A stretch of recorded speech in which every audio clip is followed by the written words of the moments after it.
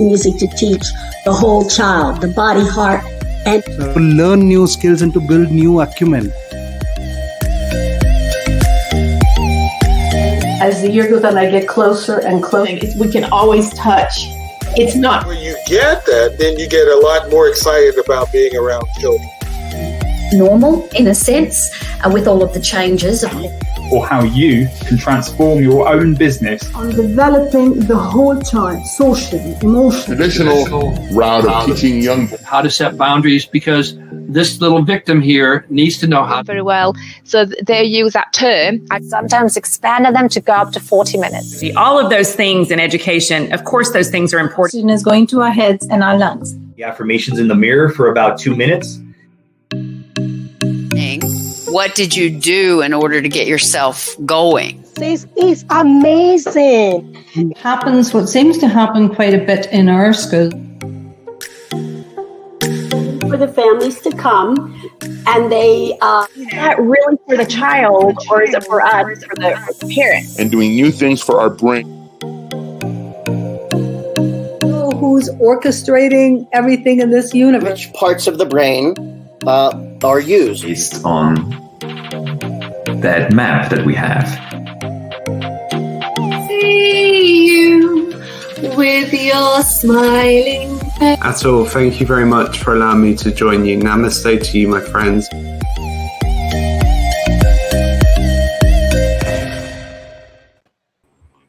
Hello and welcome everyone. Good morning, good evening to all of you who have tuned in from different parts of the world to our Early Childhood Global Spotlight talk show that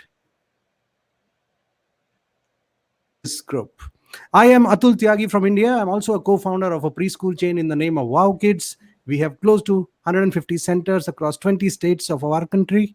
And if you're just new here, we do these spotlight live streams every Sunday, 9 p.m. my time, which is Indian Standard Time, which is 11:30 a.m. in the US Eastern Standard Time. The point of these shows is to simply inspire others and share more and more knowledge on early childhood. And I'm really excited today for the guest that we have, Dr. Isbell, Dr. Rebecca Isbell, and we're also joined by our very own Marian Herman, both who have joined us from United States. Before we get started, I'd like to give a very short introduction of Dr. Rebecca. Dr. Rebecca Isbell is a motivational speaker, prolific writer, and a consultant in early childhood education. She served as a director of Center of Excellence in Early Childhood Learning and Development and professor of early childhood education at East Tennessee State University, Johnson City, Tennessee, where she was honored as an outstanding teacher. She is the author of 13 books and numerous articles related to creativity, learning environments, play, literacy, the arts, and the child development. Isbell has presented keynotes and featured sessions throughout the United States. She has spoken at international meetings in Denmark, Singapore, China, Canada, Saudi Arabia, as well as in India. Isbell has years of diverse experience in field of early childhood, including teaching of young children, especially 2 to 8 years, director of a lab school, music teacher, coordinator of gifted, talented early childhood program, chair, supervisor of early childhood student teachers, professors, and program developers of BA, MA, MS, and PhD in early childhood education. These experiences have provided her with many incredible stories that demonstrate the amazing capabilities of young children and the dedicated people who work with her. She is an editorial consultant for NAEYC and is also on governing board for ACE. I welcome Dr. Rebecca Isbell on our Spotlight show today. Hi, Dr. Rebecca. Hello. Hi. So we also have our very own Marian Herman. We all know her. She is also the moderator of this global community and is also the founder of internationally respected Music with Mar program. I welcome Marian, who has joined us on the show today. Hi, Marian. Hi, everyone.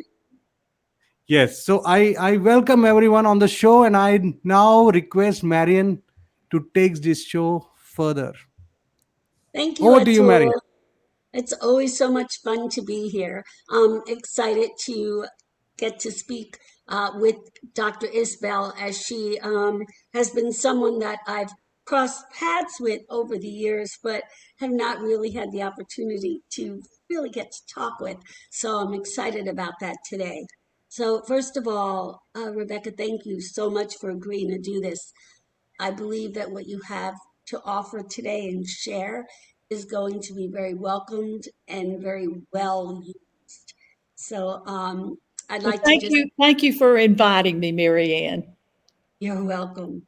What we want to discuss today is something that has been a really hot topic on this group, and that is about what do we need to do to get our children ready for kindergarten.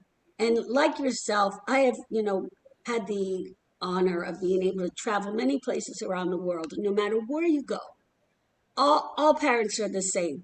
They want to know, what can I do to best prepare my child for school and or life?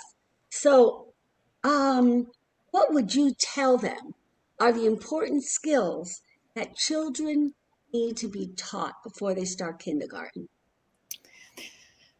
Well, I want to first say that I have taught children as young as 2 and also all the way up to 4th grade. And then I had a 5-year period where I worked with gifted and talented who were K through 5. So I've had a lot of experience with children at different stages of development.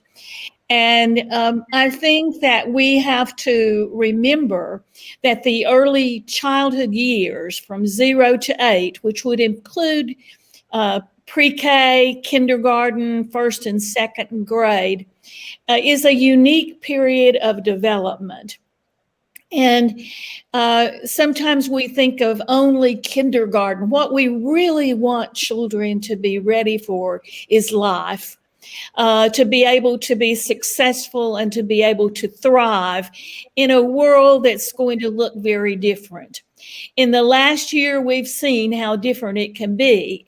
And our children who are in our homes and classrooms today will be living in 2040, 2050, 2060, and things are going to be different. And some of the skills and things that you and I learned when we were being educated are no longer going to work. And memorizing of facts and information is not going to be appropriate, because those facts and information that we might memorize today will be wrong by the time that they become adults. And we know that we have to think about those possibilities of what the world is going to be like. And what we know from the research and the development is that children need to develop what is now being called life skills. And these life skills are the things that a child that we are raising today will need as they move into their further education, when they move into work, when they move into having families. What are some of the life skills that they will need? And we can develop those in the home and in classrooms and in early childhood programs. And these are far more important than memorizing the letters of the alphabet or being able to count. Those will come as children develop and live. It just is a part of their world, and they will gain those. But the life skills are things that we can help develop as parents and as teachers and as caregivers that are going to help a child survive in a very different world.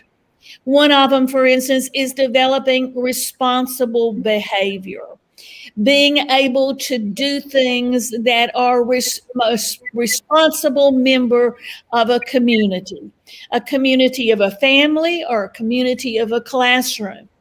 And so by having a task and things that you do in the home and in the classroom helps you develop that responsible behavior. It doesn't just come naturally, and if you do it for them, they won't develop this either. Sometimes when we are parents of young children, we want to do things for them. And so they don't learn how to do it. And so what we want them to do is to learn how to do things themselves, to become independent, capable learners. Another one that's really important is learning how to work with others, social skills development. And in our isolation for the last year and a half, the socialization has only been within our little family. And what children need to learn how to do, and one thing they will learn how to do as they move into schools and programs, is they will learn how to work with other people. A critical life skill, learning how to work with other people. One of the skills that touches everything is being able to communicate effectively. And that goes back to our need to be oral language users, good vocabulary, good ways of expressing ourselves. And that comes from the experience that we have in our home and in our classrooms. Some children are lucky enough to be raised in a home where their parents ask them questions and say, what do you think about this? And they listen to the child's responses. Other children come from an environment where they're told to not talk, don't say anything, be quiet. And that has a negative consequence on the language development of young children, which is one of those windows of opportunity during the early years where they learn language and communication better than they will ever learn it again. But they have to have opportunities to talk, to use it, to express their ideas. So that's really, really important. Young children are by nature curious. Do we encourage that curiosity and respond to their questions and follow their interest? That's how they learn that what they are gathering, the information, the new ideas, is so critical because it is going to help them as they move into their lives. They need to understand that books and information are important. And how do you learn that? How do you catch the joy of books and literature? You have to be exposed to it. There's a study that came out just recently from Ohio State that showed that children who are read to every day before they are 5 years of age will hear over 290,000 new words before they are 5 years of age. Could you repeat? I'm sorry to interrupt you, but sure, that's okay. That is such an important fact. It is. Repeat it, please. And so that children who have just one book read a day to them, this is before they are 5 years of age, gain so many new words and so many ways of communicating. And the estimate from Ohio State was that children who have heard one book a day, by the time they are 5 years of age, will have heard 290,000 more words than a child who has not been read to during these years. Wow. So it's critically important that if we want children to love books and information, and then ultimately reading and writing and communicating, that they be exposed to wonderful children's books during these early 5 and 6 years of their lives. We also need to help them gain confidence in their capabilities. They have to believe that they are smart and capable and can do wonderful things. And if they believe that, they will try. They will take risk and they will do things that are new and difficult. But they have to have the confidence that is built through these early years. That is Those are just a fantastic. few of the life skills. Another one that I really like is persistence. Oh, yes. It's a critical life skill that when things get difficult, you hang in there and you keep trying. And that also goes hand in hand with confidence. I know I'm going to solve this. It didn't come easy. It wasn't something that automatically, but I know I can do it. Now, the roots of that are established in the home, and it is intensified as they move into programs and school settings. Marianne, I want to mention just one committee in the United States that was called the Committee of the 21st Century. And this was a group of educators, administrators, CEOs of companies, and they all met for several years, and they tried to determine what are the skills that the children in our classroom today are going to need in the 21st century as they move into school, as they move into life. And they identified what they called the 4 C's. And I like the fact it's the 4 C's. It's easy for us to remember. And the one that I, of course, focused on the last several years is creativity. Yes. We need creative thinkers. If you're going to be dealing with a problem that has never been solved before, you can't go to a book or you can't Google it or you can't find it. You have to figure it out, and you have to be a creative thinker. So that's one of the C's. The next C is communication. There's going to be so many different ways to communicate, so many different possible ways of communicating and sharing and coming up with ideas. And so our communication skills are critical. Another C is collaboration. There was a time when we thought great inventors and innovators and problem solvers were all stashed away, some in a quiet room, never saw anybody. Now we know that the creative thinkers are in teams and in groups of people. And so that there must be an opportunity for children to learn how to collaborate with other people. How do you respect somebody else's idea? How do you listen to their idea instead of always being the one who tells the idea? So that you learn how you cooperate. And then the final one of the C's is problem solving. And it's really critical thinking, the C.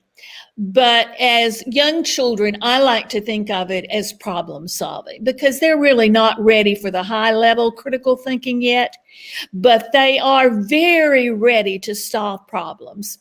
And so that is if they are given the opportunity.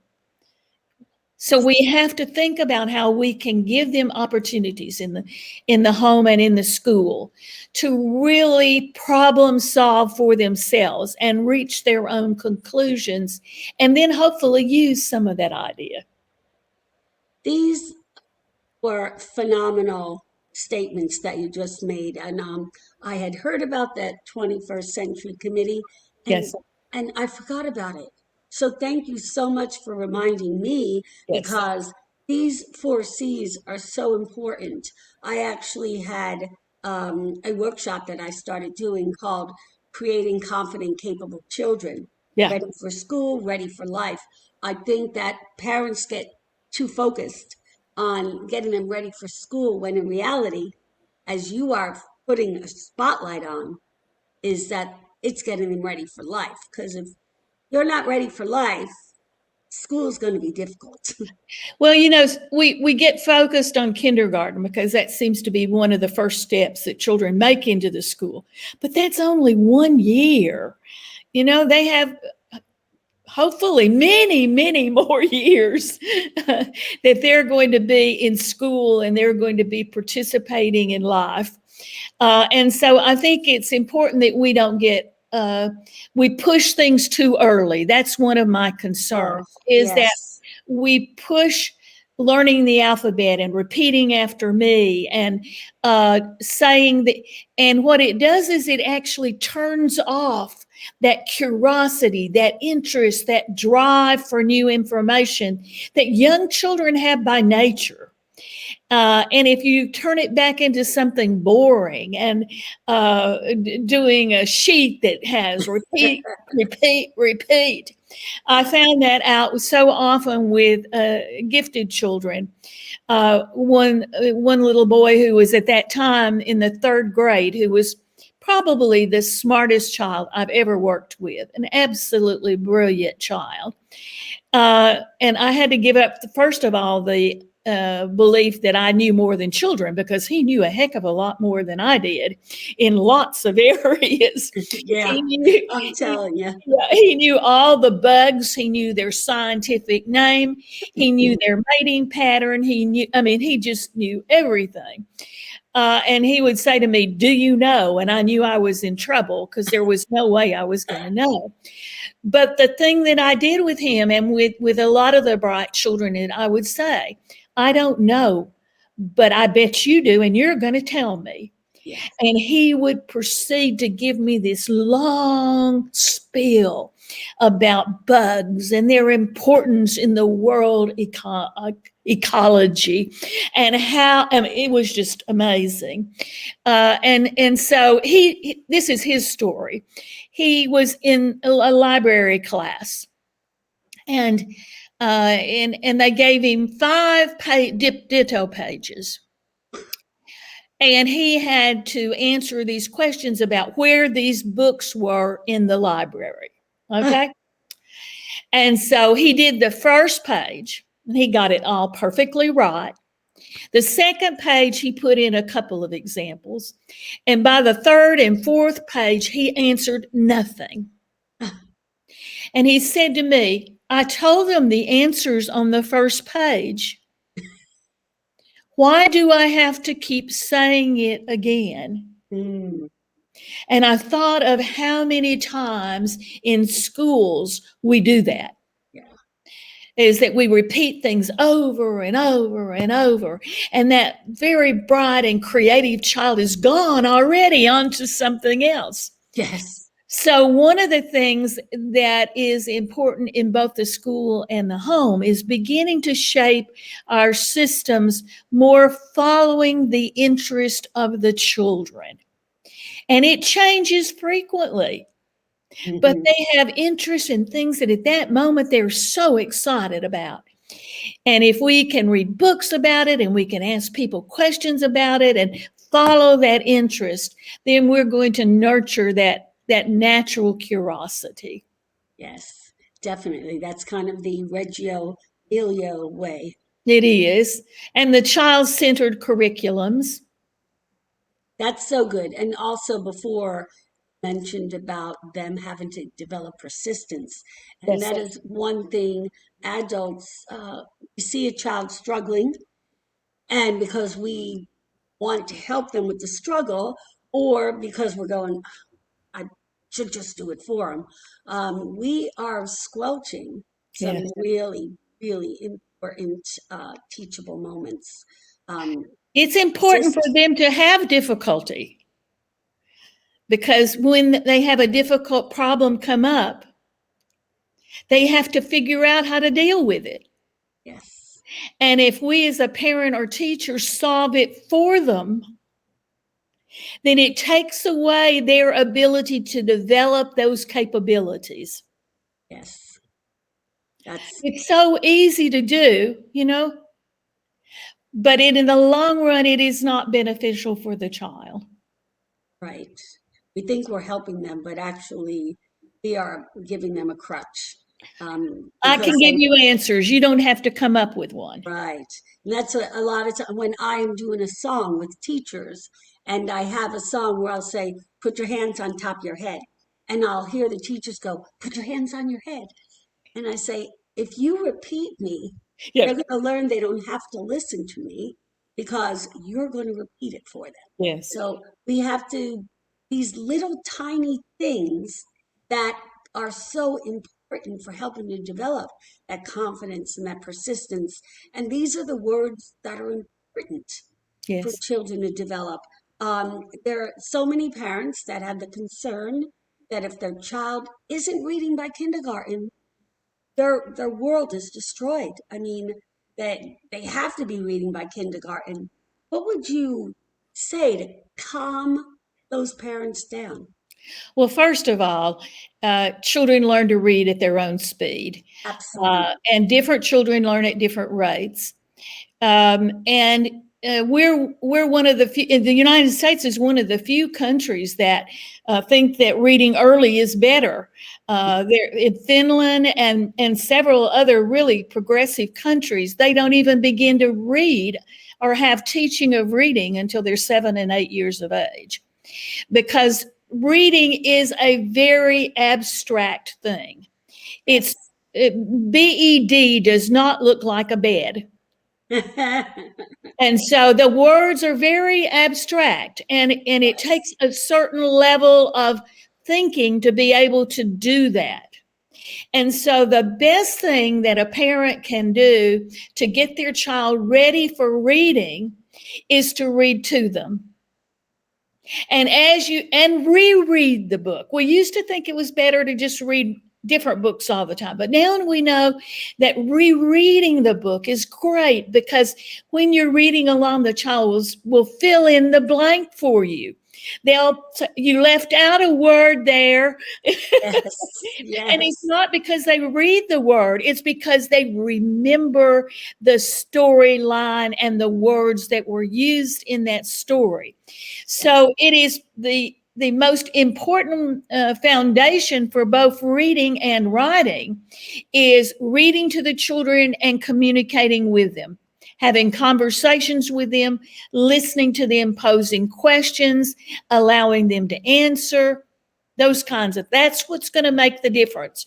When they do move into beginning reading, what they'll do is they'll pick up that book and you'll see them sitting over there and they will have memorized the book and they will read it to you.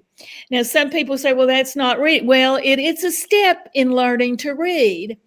And pretty soon they'll go to the place where they'll say, what's this word? You see, right. They have begun to move into that the words on the printed page are individual words and they mean specific things. But as a parent in the home, there's reading all around them, the signs, the menus, everything, and helping them see that this is reading. These are words on the page. Here's what they mean, helping them understand that, rather than drilling on abstract letters or even words. Now, it's the thinking, it's the communication. I have heard some research or read some research that no matter what is done, and I think this was from out of Switzerland, that no matter what they do to try to get children ready to read, all children catch up by November of their first grade year. Yeah, well, they catch up, and we've seen the research. A lot of research studies have shown that when they were battered and built and wrote memory kinds of things in the early years, which would be 4, 5, 6 in there, it doesn't make any difference. By third grade, you can't tell who was pushed at the beginning and who wasn't. And the problem with that is that if you push them too early and they're not developmentally ready for it, they begin to see themselves as non-readers, non-capable. I can't do that.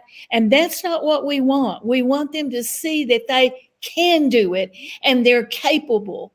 And if you keep drilling them on things that are really inappropriate for them to be doing, it batters their confidence. It makes, if she wants me to do it and I can't, it must be something wrong with me. How sad. Yes. And so we want to be sure that we're not pushing these things on children when they are not developmentally ready for it. It's amazing how quickly they learn it when they are ready.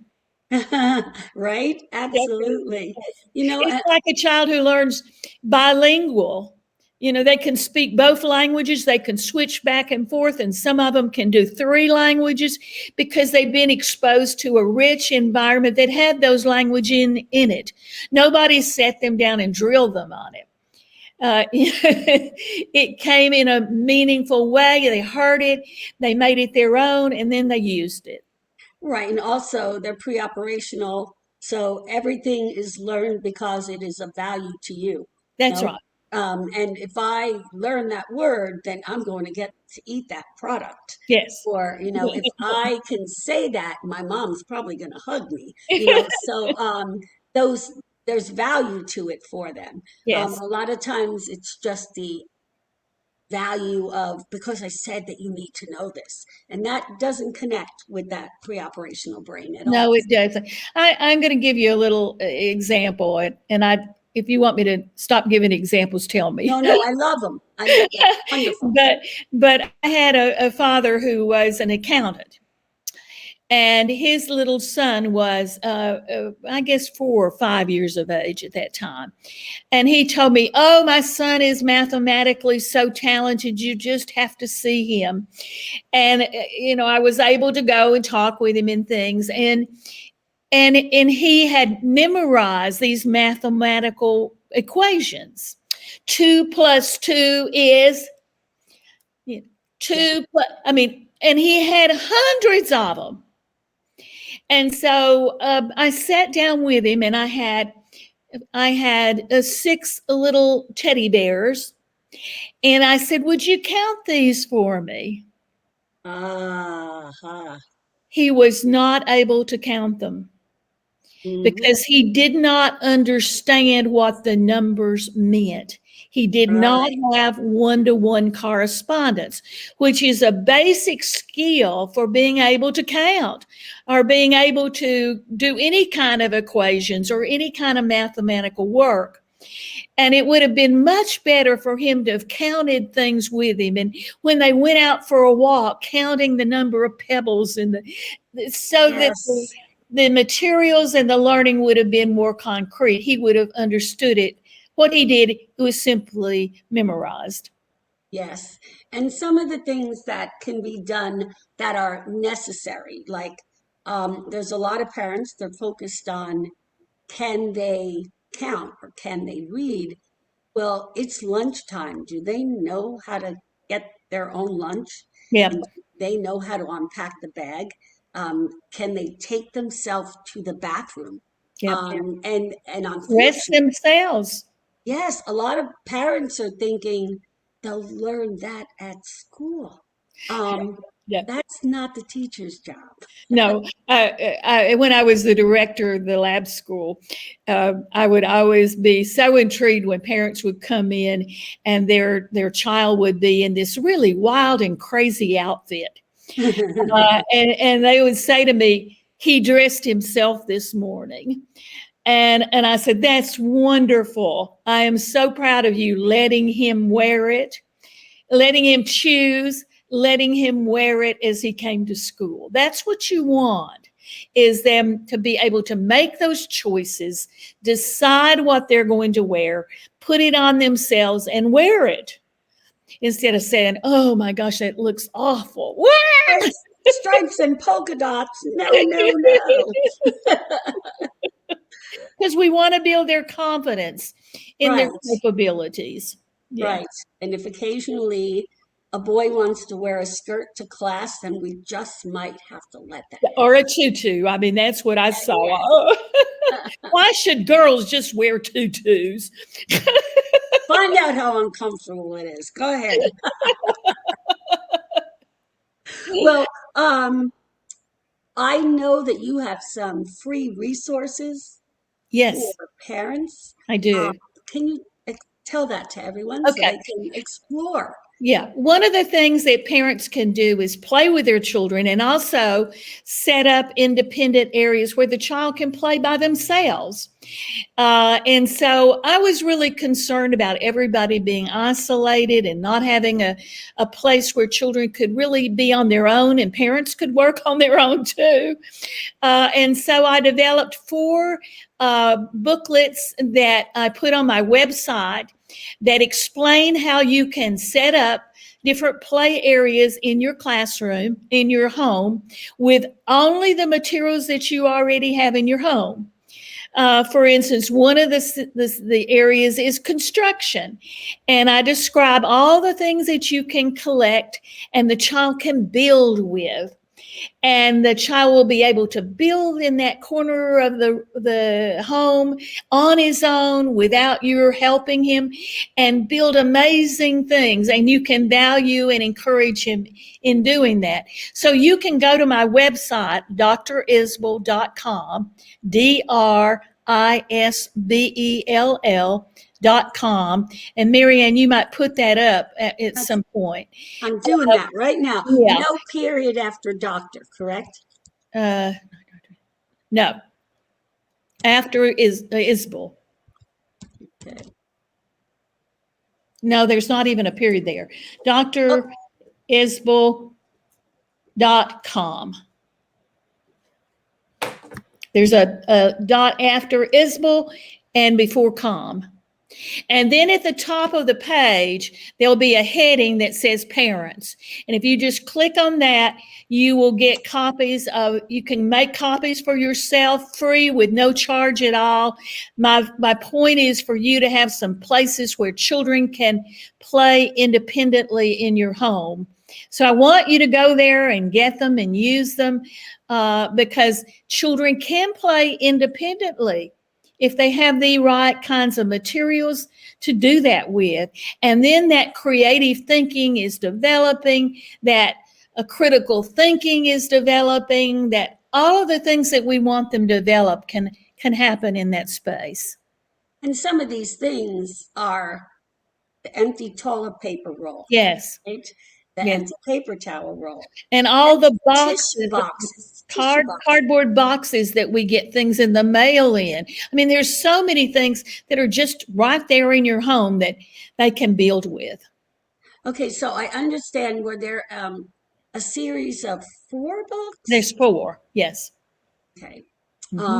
Because parents are looking for everyday things to do. Yes. And I know that I'm, of course, telling them to set up their own little music studios.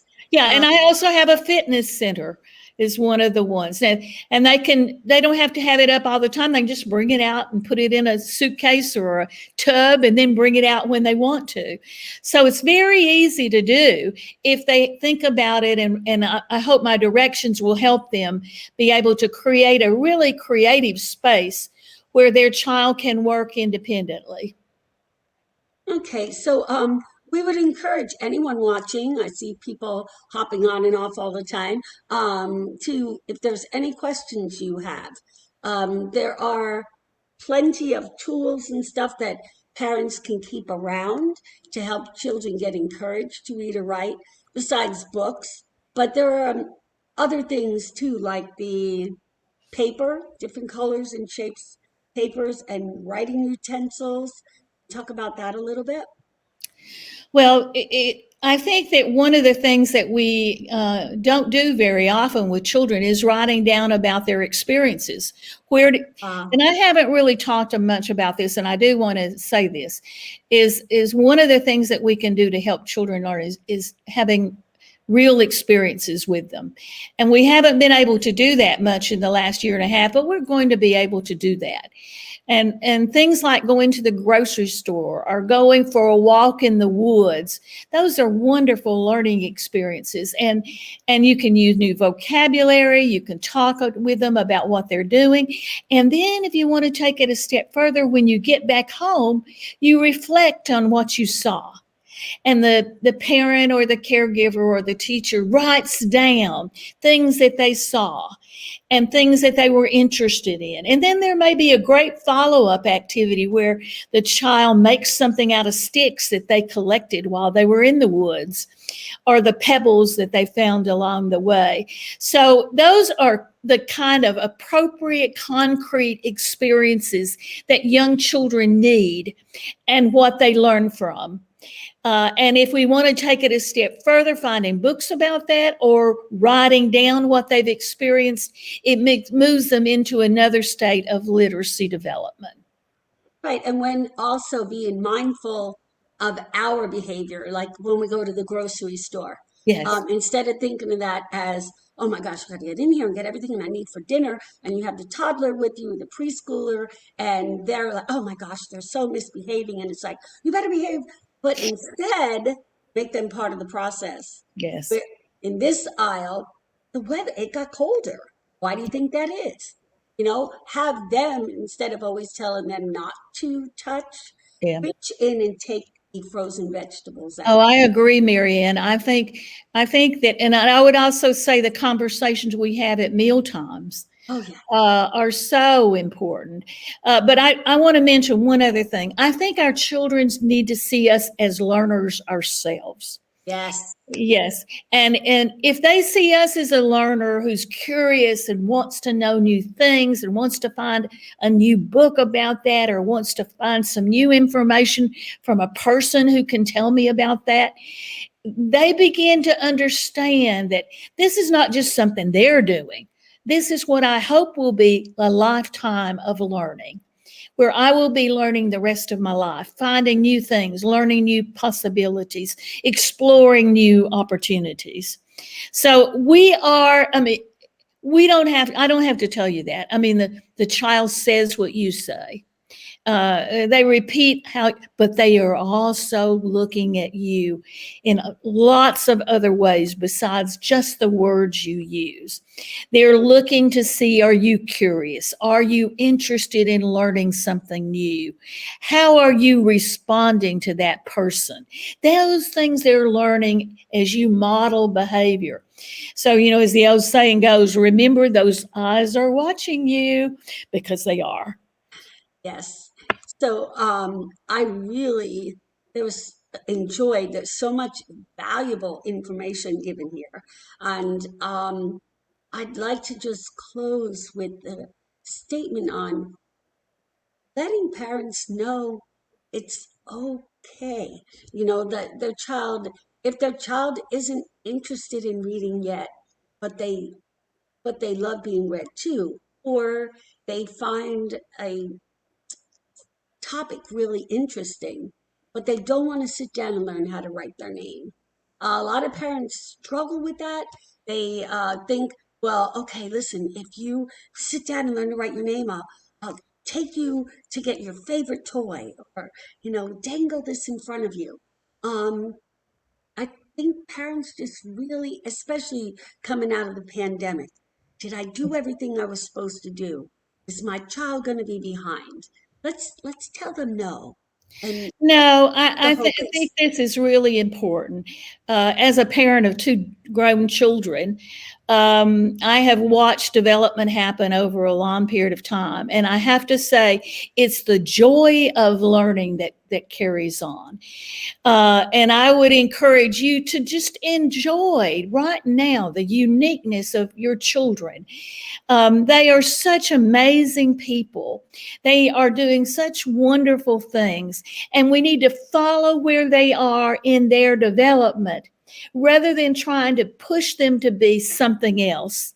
Enjoy the moment that they are now and celebrate the amazing learning capabilities that they have at this point in these early years. But that made me just think of one other thing that wasn't on the list. But you tickled something in me. And that is the comparatives. But so-and-so's daughter is already reading. So-and-so's son can already count to 100.